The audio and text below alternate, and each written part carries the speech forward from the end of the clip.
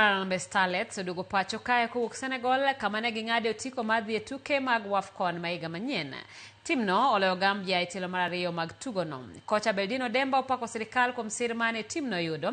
Kata kamano omedo kwayo sirikal kod FKF mondo bi oketnegi lwasi makare mar ikruok motel ne tuke mag AFCON ma higa manyien.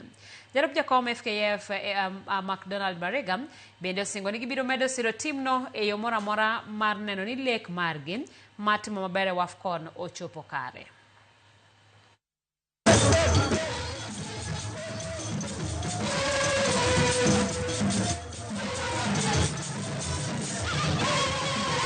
For me, kwanza na thank God kwa opportunity na shukuru Federation na technical bench yetu wametuweka poa, that way tume perform fit, so place tumeachia tutaendelea kuanzia hapo, so it's not over, bado ndio hiyo AFCON, ndio hiyo, kuna matimu kubwa, majina kubwa, but sisi kama Starlet kila kitu tunachukua, kila kitu na wakati wake, so sasa hii tutajiprepare kwa stories zingine. I'll urge our federation as well as the government to really help us in preparation.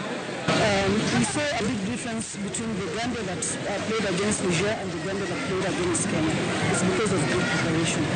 If we are able to get good preparation in good time, then I believe that we will perform well in the African. First of all, I'll thank the federation through President Hussein Mohamed for the support and the work you are putting in as a federation to support the teams. Second, I'd like to thank President Ruto through the ministry.